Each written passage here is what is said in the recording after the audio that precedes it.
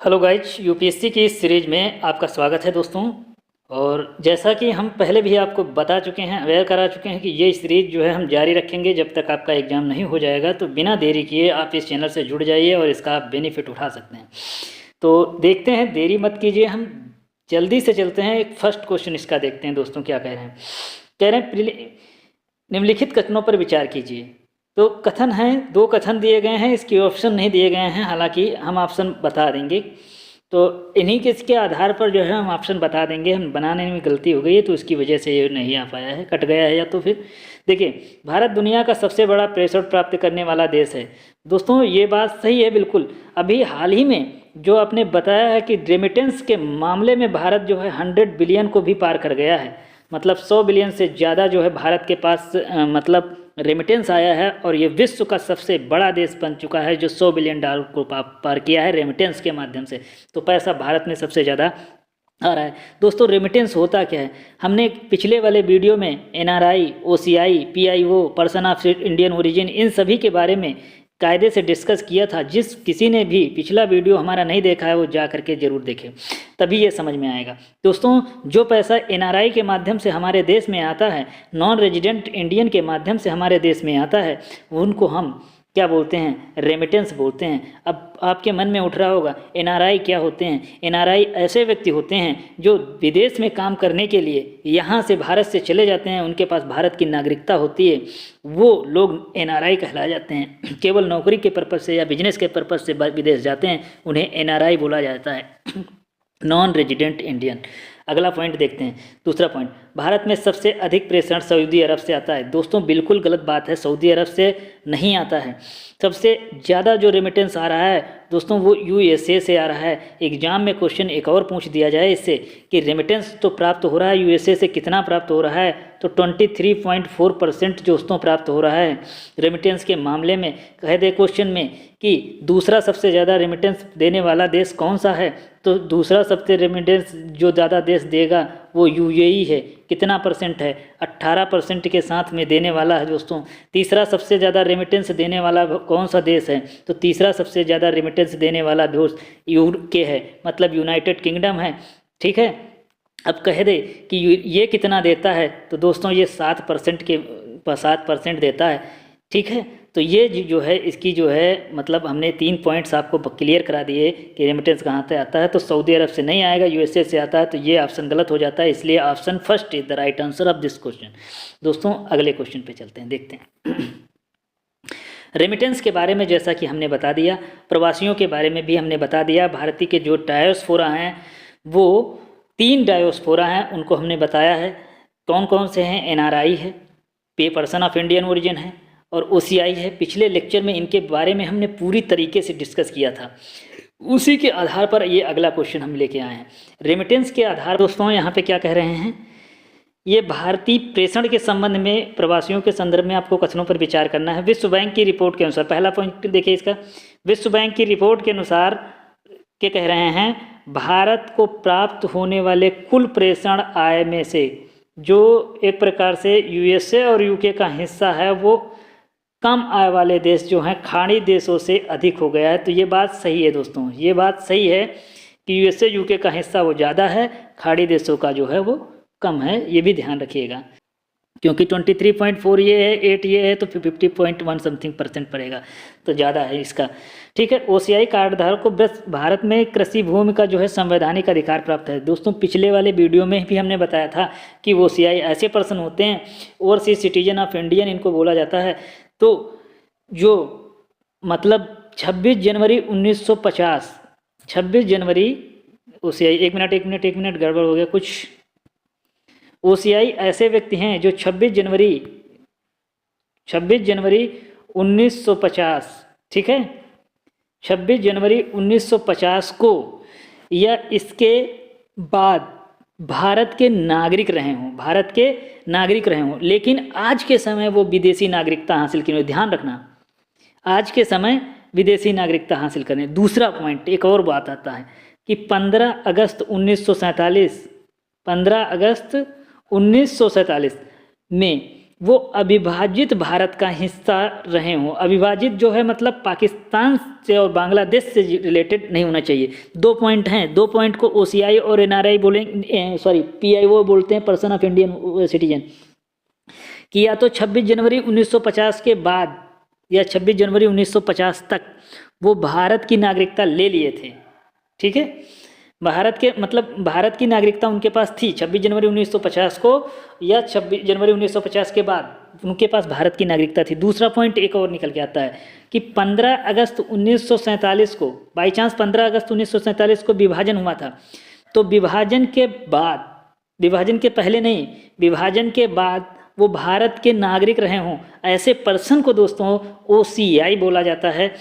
लेकिन आज के समय उसके पास भारतीय नागरिकता नहीं है, अब वो विदेशी नागरिकता ग्रहण कर चुका है। पर्सन ऑफ इंडियन ओरिजिन क्या होता है? पर्सन ऑफ इंडियन, यही दोनों बातें लागू होती हैं, लेकिन ध्यान रखना पर्सन ऑफ इंडियन ओरिजिन वो व्यक्ति होते हैं जैसे उनमें से उनके माता पिता, माता मम्मी पापा, या कह सकते हैं कि उनका जो है दादा दादी, दादा दादी, ये कोई जो है ये क्या रहे हों यहाँ के, मतलब इनके दादा दादी मम्मी पापा कोई जो है भारत के नागरिकता रहे हो 26 जनवरी 1950 को या 26 जनवरी 1950 के बाद, या अविभाजित भारत का एक प्रकार से वो नागरिक रहे हों, तो फिर उन्हें क्या प्राप्त होती है? पर्सन ऑफ इंडियन ओरिजिन का वीज़ा प्राप्त होता है और इन्हें आजीवन आने का जो है एक प्रकार से यहाँ पे मौका मिलता है, वीज़ा दिया जाता है, कोई रोक ठोक नहीं। और एक चीज़ इन पर लागू होती है कि ज़मीन यहाँ पर नहीं खरीद सकते हैं, सरकारी पद नहीं ले सकते हैं, ये पर्सन ऑफ इंडियन ओरिजिन और OCI दोनों के लिए लागू होता है। और दूसरा पॉइंट ये है कि ये बांग्लादेश और पाकिस्तान के भारतीयों मतलब नागरिकों को छोड़ दिया जाए। अगर जो बांग्लादेश पाकिस्तान की नागरिकता उसने ग्रहण कर ली 26 जनवरी 1950 के बाद, तो फिर वो उसको जो है पर्सन ऑफ इंडियन ओरिजिन और OCI का कार्ड धारक नहीं माना जाएगा, ये भी ध्यान रखिएगा। OCI कार्ड धारक कृषि भूमि खरीदने का संवैधानिक अधिकार प्राप्त है। दूसरा पॉइंट देखिए, ये गलत बात है, जिसका जो गलत। अगला पॉइंट है रिश्ता पोर्टल के बारे में। देखिए रिश्ता पोर्टल क्या है, ठीक है। रिश्ता पोर्टल जो होता है उद्देश्य विदेशों में फंसे मजदूरों को कानूनी रूप से सहायता प्रदान करता है। कानूनी रूप से सहायता प्रदान करता है दोस्तों, ये कानूनी रूप से भी सहायता प्रदान नहीं करता है। इसका जो ऑप्शन दोस्तों होता है ये फर्स्ट सही होता है, ठीक है, पहला ऑप्शन सही होता है। इसका जो है ये फर्स्ट सही होता है, ये दोनों गलत होते हैं। अगले क्वेश्चन पे चलते हैं, देखते हैं अगला क्वेश्चन क्या कह रहे हैं। एकीकृत भुगतान इंटरफेस UPI के संबंध में विचार करना है। अभी हाल ही में जो है आपने ध्यान दे रखा होगा कि भारत जो है FTA किया है, ठीक है। ओस्त्रो और नोस्त्रो अकाउंट के बारे में पिछले लेक्चर में बात किया था। नोस्त्रो अकाउंट से ये जुड़ा एक UPI सिस्टम है कि इंडिया का सबसे मतलब ऑनलाइन पेमेंट के माध्यम से जो भी पैसा भेजने वाला इंडिया सबसे टॉपर है। UPI का अंतर्राष्ट्रीयकरण के संदर्भ में विचार करना है। तो पहला पॉइंट इसका कह रहे हैं फ्रांस UPI को स्वीकार करने वाला पहला यूरोपीय देश बन गया। दोस्तों ये बात सही है कि फ्रांस ने जो है मतलब UPI को स्वीकार करने वाला पहला यूरोपीय देश बना, ये भी ध्यान रखिए। अगला पॉइंट देखिए, सिंगापुर के पे नाउ के साथ UPI का लिंकेज वास्तविक समय के में प्रेषण की अनुमति देता है, रियल टाइम में प्रेषण की अनुमति देता है। ये भी पॉइंट सही है, इसका जो है इसके साथ लिंकेज कर दिया गया है, इसकी अनुमति देता है रियल टाइम में, ठीक है। इसके प्रेषण की लागत, इससे जो है प्रेषण, इन दोनों चीज़ से जो भी बातें हो गई हैं ऊपर वाली, उनसे जो है प्रेषण की लागत में 10% की वृद्धि हो गई है। पॉइंट ये है कि रेमिटेंस भेजने की जो लागत थी उसमें क्या हो गई है, 10% वृद्धि हो गई, लागत में वृद्धि हो गई है। लागत का मतलब पहले 10 रुपया लगता था तो अब 20 रुपया लग रहा है क्या, ठीक है, मतलब 10 रुपया लगता था तो अब 12 रुपया लग रहा है, तभी 10% हुआ। तो ये बात बिल्कुल गलत है दोस्तों, सॉरी 11% है तभी 10% हुआ, 10 का 11, 1 रुपया जोड़ेंगे तभी 10% होगा 11। तो ये बात बिल्कुल गलत है दोस्तों, मतलब 100 रुपया लगता था तो अब 110 लग रहा है क्या, तो ऐसा नहीं है, लागत कम हो गई है। अब आदमी आसानी से जो है UPI और पे नाउ के माध्यम से रेमिटेंस को भेज देता है, ठीक है। तो ये एक बात गलत है, तीसरी वाली गलत है। तो ऑप्शन पहला दूसरा सही है, पहला ही दूसरा सही है, तीसरा गलत है। तो ये बाकी के ऑप्शन जो हैं वो गलत हो जाते हैं। अगला पॉइंट पे हम देखते हैं क्या कह रहे हैं, अगला क्वेश्चन ही चलते हैं, देखते हैं क्या कह रहे हैं। देखिए ये DPBI के बारे में बात कर रहे हैं, डेटा संरक्षण एंड डेटा एक प्रकार से कहने का मतलब है संरक्षण बोर्ड के बारे में बात कर रहे हैं, DPIB की बात कर रहे हैं यहाँ पे, तो उसके बारे में हम यहाँ पे बात करेंगे। ठीक है, data protection board of India इसको बोला जाएगा के संदर्भ में विचार करना है। इसकी स्थापना जो है वो IT अधिनियम 2000 के तहत की गई। दोस्तों ये बिल्कुल गलत बात है। अभी हाल ही में 1-2 साल पहले DPDP एक्ट आया था। ठीक है, DP एक्ट ये 2023 में आया था। कब आया था? 2023 में आया था DPDP एक्ट। तो उसी के तहत इसकी स्थापना की गई। IT अधिनियम 2000 के तहत इसकी स्थापना नहीं की गई, इसको बदल करके DPDP एक्ट लाया गया, तो भी ध्यान रखिएगा। तो 2023 के थ्रू जो है की गई थी, तो ये पहला वाला गलत हो जाता है इस तरह से। ठीक है, बोर्ड ऑफ इस बोर्ड के पास जो भी ये बोर्ड है, भारतीय डेटा संरक्षण बोर्ड, वो सिविल कोर्ट की जो है शक्तियाँ होंगी, वो साक्ष्य मंगवा सकता है। सिविल कोर्ट के पास की शक्तियाँ इसके पास होंगी, वो जो है, ये इनका कहने का मतलब है वो साक्ष्य मंगवा सकता है। तो ये इसके पास तो सिविल कोर्ट की शक्तियाँ होंगी और वो साक्ष्यों को भी मंगवा सकता है, ये बात सही है। बोर्ड के निर्णयों के खिलाफ सीधे अपील सुप्रीम कोर्ट में की जा सकती है। बिल्कुल गलत बात कह रहे हैं। बोर्ड के अपील के खिलाफ निचली अदालतों में भी अपील की जा सकती है, सीधे सुप्रीम कोर्ट में अपील नहीं की जा सकती है। ठीक है, तो तीसरा वाला ऑप्शन गलत हो जाता है, इसलिए पहला गलत है, तीसरा गलत है, option number 2 is the right answer. ठीक है, TD सेट में जो है अपील की जा सकती है, ये भी आप ध्यान रखिए। TD सेट में सुप्रीम कोर्ट में बोर्ड के निर्णयों के खिलाफ जो है कहने का मतलब है बोर्ड के निर्णयों के खिलाफ TD सेट में जो है अपील की जा सकती है, यहाँ पे अपील नहीं की जा सकती है। तो ये बात यहाँ पे गलत हो गया है। तो option 2 is the right answer. पहला और गलत है, तीसरा गलत है, तो 2 is the right answer. Option B is the right answer. अगले क्वेश्चन पे चलते हैं, देखते हैं क्या कह रहे हैं। ठीक है, निम्नलिखित घटनाओं पे उनके कालानुक्रम के अनुसार जो है आपको बताना है, काल के हिसाब से बताना है। ठीक है, नीचे उसका कालानुक्रम दिया है, छोटा छोटा कर लेते हैं जो उससे आपको दिख जाए। ठीक है, मॉन्ट्रियल प्रोटोकॉल अपनाया गया सबसे पहले, फिर रियो प्रोटोकॉल अपनाया गया पृथ्वी सम्मेलन में, फिर रामसर कन्वेंशन अपनाया गया कि फिर पेरिस सम्मेलन, इनको बताना है आपको। देखिए दोस्तों, ये सब कन्वेंशन जो आए वो मॉन्ट्रियल कन्वेंशन 1987 में आया। ठीक है, और पृथ्वी सम्मेलन 1992 में आया। ठीक, रामसर कन्वेंशन 1971 में आया। ठीक है, और पेरिस जलवायु सम्मेलन जो आया था वो 2015 में आया था, 2015 में आया था। पेरिस जलवायु सम्मेलन जो आया था वो 2015 में आया। तो आप यहाँ से ही अनुमान लगा सकते हैं कि ये जो ऑप्शन 1971 है ये सबसे पुराना है कालानुक्रम के अनुसार, तो सबसे पहले यही आया होगा 1971 वाला। तो थर्ड पहले आया, तो ये ऑप्शन गलत हो गया, ये ऑप्शन गलत हो गया, ये वाला या पहला वाला सही हो सकता है। उसके बाद कौन सा आया? 1987 वाला आया। तो 3 और पहला, तो option number A is the right answer. बाकी तीसरा जो ऑप्शन है C नंबर, ये भी गलत हो जाता है। तो थर्ड जो है वो सही आंसर इसका दोस्तों होगा। अगले क्वेश्चन पे चलते हैं। ये क्वेश्चन हम ढूंढ के ला रहे हैं जो UPSC में आने वाले हैं दोस्तों, और पिछले बार पूछे भी जा चुके हैं। वो क्वेश्चन हम ये आपके सामने लेके आए हैं, और ऐसे नहीं हम ये वीडियो बना रहे हैं, इसका बहुत ज़्यादा बेनिफिट आपको मिलेगा। किगाली संशोधन के बारे में आपको बताना है। किगाली संशोधन कैसे क्या है, कब आया कब नहीं, इसके बारे में जो है आपको बताना है। तो किगाली संशोधन जो था ओजोन परत के क्षरण से है, ये 2016 में आया था। ठीक है, हाइड्रोफ्लोरोकार्बन जो है HFC को जो है बात की गई थी, HFC का हाइड्रोफ्लोरोकार्बन के लेकर के जो है इस पर चर्चा में थी, ओजोन परत को नुकसान हो रहा था तो उसकी बात की गई थी। तो 2016 में ये आया, तो ये बिल्कुल सही बात है। ठीक है, उसके बाद आया नागोया प्रोटोकॉल। नागोया प्रोटोकॉल दोस्तों ये 2010 में आया था। ठीक है, 2010 में आया था, और नागोया प्रोटोकॉल के जैव सुरक्षा से है, तो ये जैव सुरक्षा से नहीं है। नागोया प्रोटोकॉल में ये बताया गया था कि अगर जो कहीं किसी की ज़मीन मतलब आदिवासी इलाके में कोई कंपनी जो है वो कुछ अपना जो है प्रोडक्शन करती है, तो वहाँ का जो पर्यावरण का नुकसान हो रहा है, तो उसको अपना जो लाभ है उसकी शेयरिंग करनी पड़ेगी उन आदिवासी लोगों के साथ में। ठीक है, तो वहाँ मतलब लोगों के साथ जो भी मतलब वहाँ पे पर्यावरण की सुरक्षा देने के लिए वहाँ पे उसको अपना पैसा खर्च करना पड़ेगा।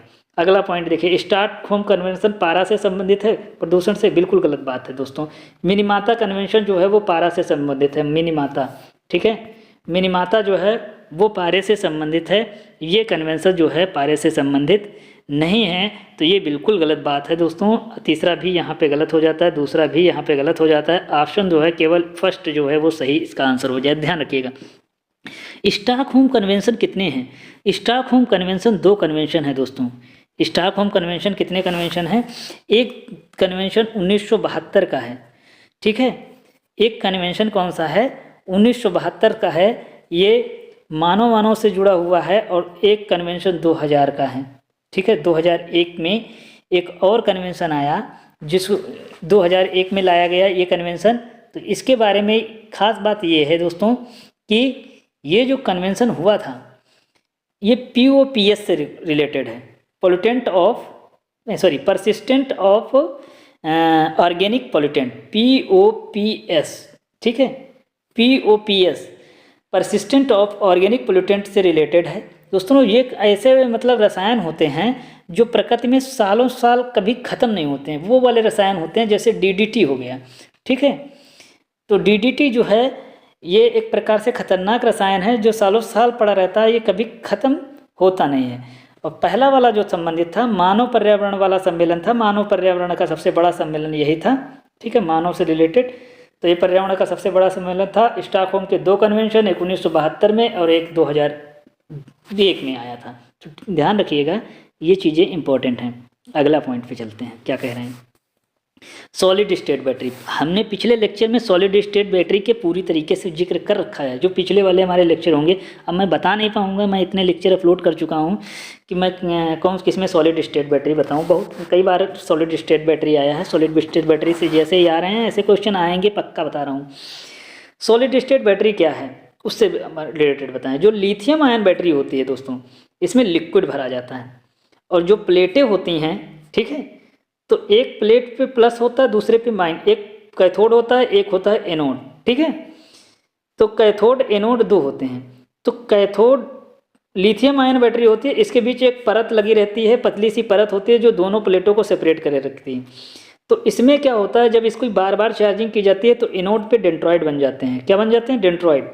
इस तरह से डेंड्रॉइड बन जाते हैं। तो ये डेंड्रॉइड क्या होते हैं? ऐसे नुकीले होते हैं, जैसे कांटे नहीं होते हैं, जैसे किसी पेड़ में कांटे वांटे बन जाते हैं, तो उस तरह के बन जाते हैं।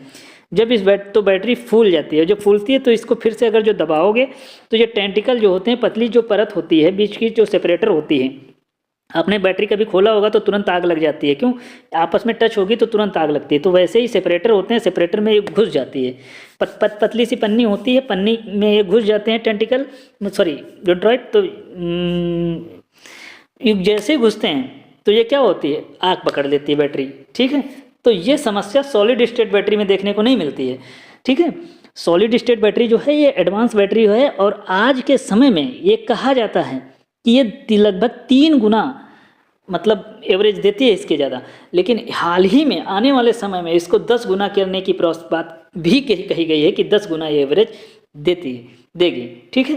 ये ध्यान रखिएगा। अभी जो है प्रेजेंट में तो वो 3 गुना जो है लगभग एवरेज देती है, आने वाले समय में 10 गुना, और लगभग 10 गुना मान सकते हैं, इससे ज़्यादा मतलब अच्छी भी है आने वाले समय में। ये जो रहेगी ये जल्दी ख़राब होती है, तो सॉलिड स्टेट बैटरी ख़राब नहीं होती है, और इसमें लिक्विड भरा जाता है, इसमें सॉलिड चीज़ भरी जाती है, इसलिए इसकी लाइफ भी बहुत ज़्यादा होती है और चलती भी बहुत अच्छी है, ये भी ध्यान रखें। इसमें इलेक्ट्रोडों की जगह सिरेमिक, कांच तथा ठोस पदार्थों का उपयोग किया जाता है। ये पॉइंट बिल्कुल सही बात कह रहे हैं, इसमें कोई भी गलत वाला बात नहीं है दोस्तों, ये बिल्कुल सही बात है कि इसमें क्या यूज किया जाता है, सिरेमिक, कांच की तरह ठोस का एक प्रकार से उपयोग किया जाता है। अगला देखिए, इसमें ऊर्जा घनत्व लिथियम आयन बैटरी की तुलना में कम होता है। ऊर्जा घनत्व तो इसमें अधिक होता है, कम नहीं होता है। ऊर्जा की घनत्व पावर जो है इसमें ज़्यादा होती है लिथियम आयन बैटरी की तुलना में, तो ये दूसरा वाला गलत हो जाता है। ये बैटरियाँ अधिक तापमान पर सुरक्षित रहती हैं, इसमें रिसाव का खतरा एक प्रकार से क्या है, रिसाव का जो खतरा होता है वो क्या होता है, कम नहीं होता है, रिसाव होता ही नहीं, क्योंकि ये सूखी बैटरियाँ होती हैं तो इसमें रिसाव नहीं होता है कोई, मतलब इसमें लिक्विड भरा जाता है लिथियम बैटरी में, बट इसमें लिक्विड होता नहीं, तो रिसाव का खतरा भी कम होता है। तो पहला और तीसरा is the right answer, option number C is the right answer दोस्तों, ये ध्यान रखिएगा। अगले क्वेश्चन पे देखते हैं क्या कहें। ग्लोबल स्टैटिक के संदर्भ में आपको विचार करना है। ग्लोबल स्टैटिक जो है हाल ही में चर्चा में रहा, ठीक है, GST इसको बोलते हैं। इससे रिलेटेड जो है आपको बताना है कि क्या चीज़ें इम्पोर्टेंट हैं और क्या चीज़ें इम्पोर्टेंट नहीं हैं। तो ग्लोबल स्टैटिक के बारे में देखिए, ये पेरिस जलवायु समझौते के तहत हर 5 साल में आयोजित किया जाता है, ठीक है। तो जो पेरिस जलवायु समझौता है उसके तहत इसको जो है हर 5 साल में लाया जाता है। ये बात बिल्कुल और बिल्कुल सही है, ठीक है। ये बात मतलब इसकी समीक्षा हर 5वें साल में ग्लोबल स्टैटिक की जाती है।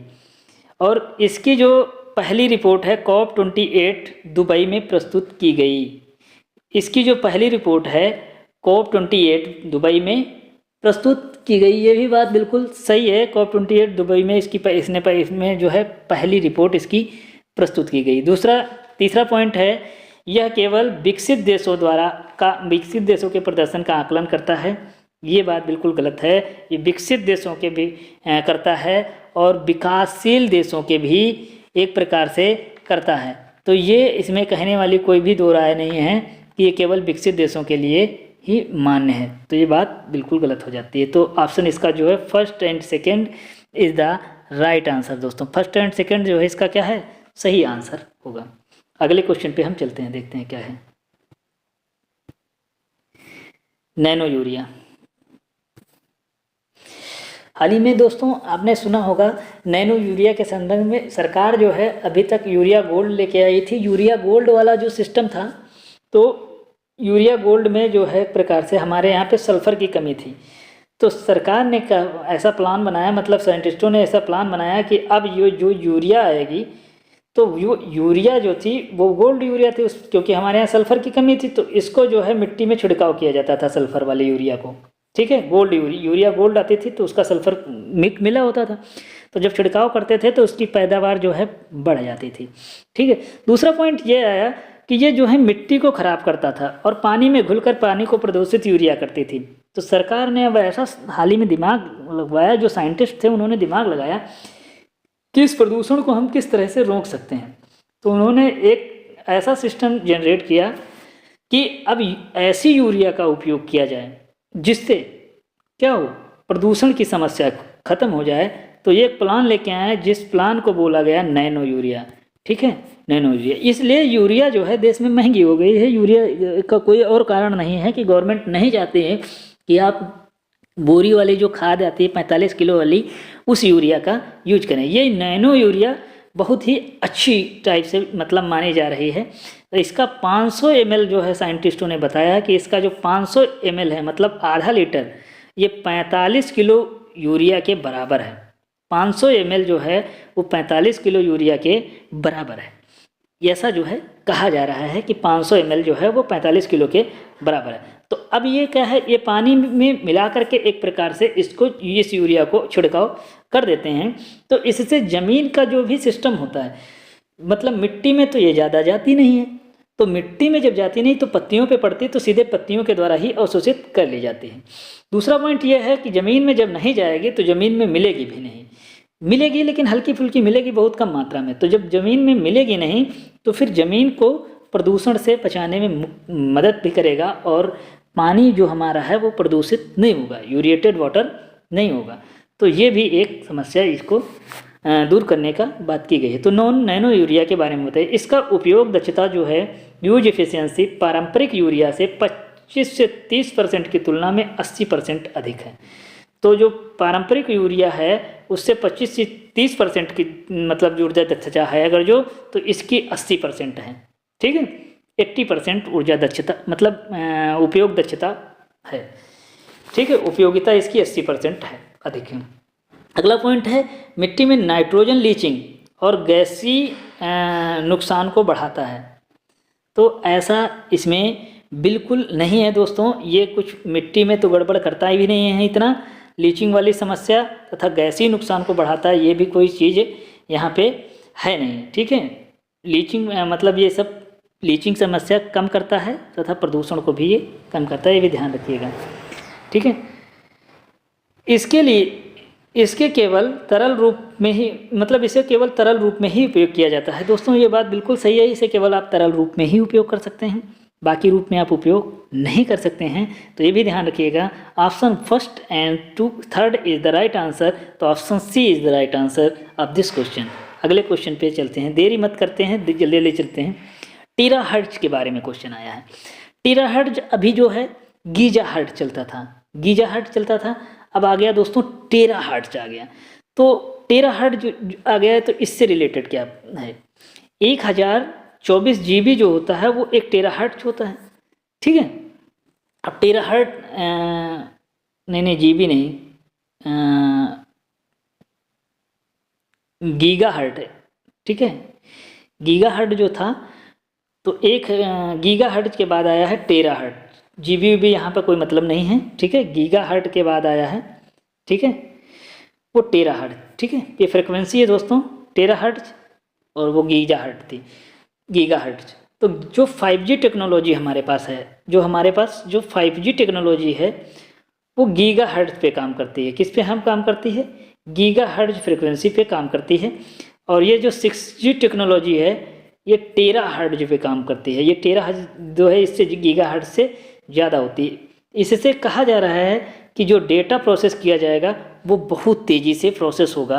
अभी आप 5G टेक्नोलॉजी पे जो डेटा चला रहे हैं, अब आएगा 6G टेक्नोलॉजी पे जो डेटा चलेगा वो बहुत तेज़ी से चलेगा। ठीक है, क्योंकि अभी एडवांस सिस्टम आने वाला है। तो अब ये समझ लीजिए कि जो सुपर कंप्यूटर को भी फेल करने वाली अभी फौटाने वाले जो सिस्टम आएगा, इसे पिछले लेक्चर्स में हमने उसके बारे में जिक्र किया था, तो अब हम नहीं करना चाहते हैं। तो 6G टेक्नोलॉजी का उसमें यूज होगा, जिससे आप सुपर कंप्यूटर से ये 10,000 गुना ज़्यादा तेज, मतलब जो इतना 10,000 वर्ष सुपर कंप्यूटर को काम करने में लगेंगे वो केवल और केवल अब ये 200 सेकेंड में कर देगा। तो ये भी समझिए, ये 6G टेक्नोलॉजी जो आ रही है उसी को लेकर के बात आई है, वो टेराहर्ट्ज वाली बात है यहाँ पे जो कह रहे हैं। तो इस भी क्वेश्चन के बारे में हम बात करेंगे। यह इंफ्रारेड माइक्रोवेव की तरंगों के बीच स्थित होती है। जो कह रहा है कि इनका कहने का मतलब है इसकी जो फ्रिक्वेंसी बैंड होती है वो इंफ्रारेड और माइक्रोवेव तरंगों के बीच में होती है। तो ये बात सही है, फर्स्ट वाला is the right answer, first इसका सही आंसर है। मानव शरीर और कपड़ों को पार देखा जा सकता है, इसलिए इसका उपयोग सुरक्षा स्कैनिंग में भी हो सकता है। हाँ, ये बात सही है, इस तरह का जो भी सिस्टम आएगा उसके मानव शरीर के और कपड़ों के पार भी देखा जा सकता है। ये एक प्रकार से नुकसान भी है और मतलब फ़ायदा भी है। अच्छा, आप किसी को भी बिना कपड़े के देख सकते हैं उस कैमरे का यूज करके। दूसरा पॉइंट ये है कि आप किसी भी व्यक्ति को लाइव फ़ोटो भी देखते हैं आप, तो मतलब वीडियो कॉलिंग जब करते हैं तो वीडियो कॉलिंग में होता क्या है, आप फ़ोटो देख रहे होते हैं किसी की, आप मतलब सामने की फ़ोटो देख रहे होते हैं। जब जैसे ही ये वाली टेक्नोलॉजी आएगी टेराहर्ट्ज वाली, तो इसमें आप पीछे का भी उसका लुक देख सकते हैं फ़ोटो का। आगे का तो देख ही पा रहे हैं चेहरा, लेकिन पीछे कुछ है भी नहीं, फिर भी आप उसका पीछे का पूरा लुक वैसे ही देख पाएंगे, ये भी ध्यान रखिएगा। तो ये एक प्रकार से पूरी तरह से सेटेलाइट से कनेक्टेड रहेगा, ये भी ध्यान रखिएगा। तो सेटेलाइट से कनेक्टेड रहेगा ये टेक्नोलॉजी, और मतलब सेकेंडों में भी ये बहुत तेज़ी से काम करने वाला है।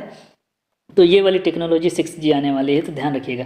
इसकी तरंग दैर्ध्य 5G की तुलना में लंबी होती है। दोस्तों गलत बात है, जिसकी तरंग दैर्ध्य मतलब लंबी नहीं होती है। तरंग दैर्ध्य क्या मतलब होता है, दो सुरंग और गर्तों के बीच की दूरी, ठीक, दो सुरंगों की या दो गर्तों के बीच की जो दूरी होती है वो तरंग दैर्ध्य कह लेते हैं। जैसे मतलब एक वेव ऐसे चलती है जनरली, तो यहाँ से ये ऊपर वाला एक सुरंग है, तो ये भी एक सुरंग है, और नीचे वाला ये टर्फ है, ठीक है।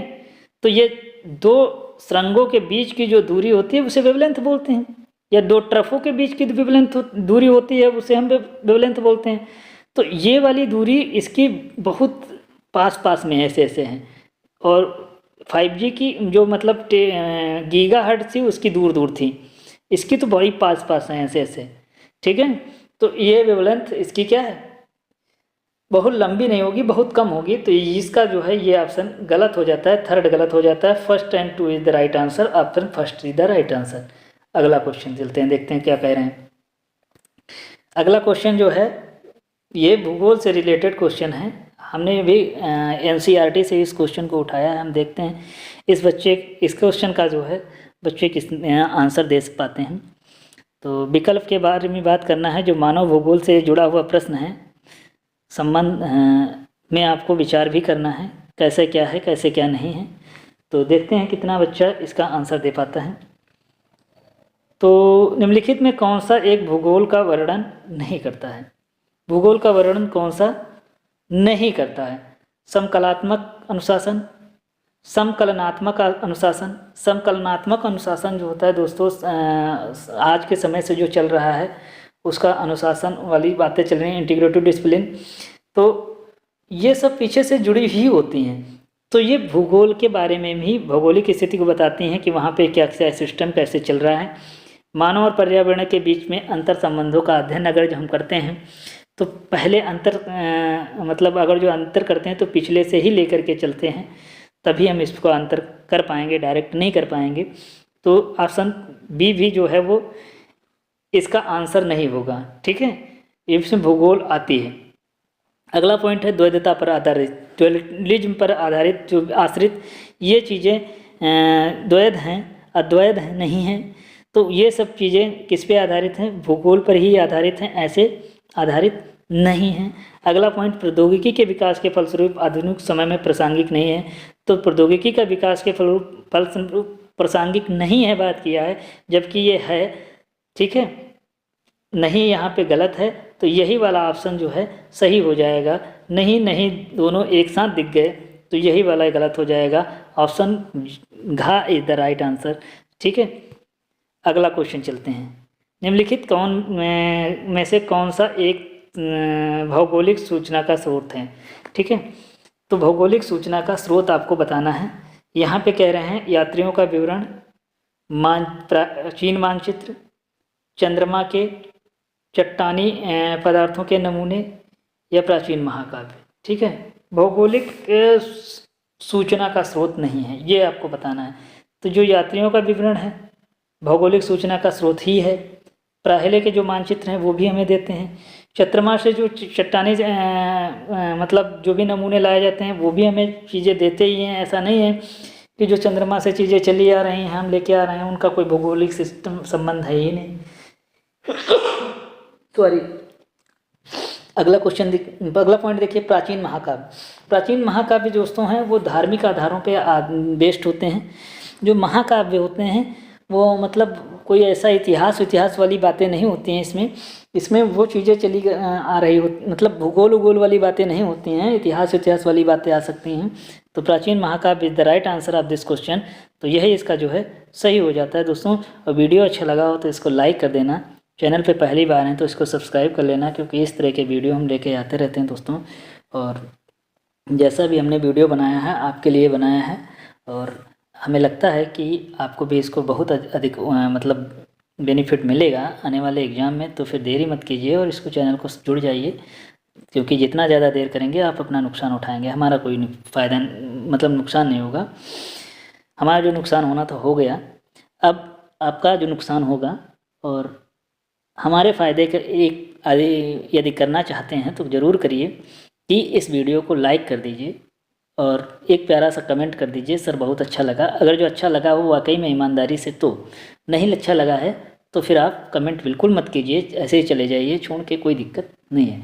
क्योंकि कमेंट करेंगे तो हमें बेनिफिट इसलिए मिलेगा क्योंकि हमारे चैनल का प्रमोशन होगा, बाकी कुछ नहीं। ठीक है, तो वीडियो देखने के लिए धन्यवाद दोस्तों।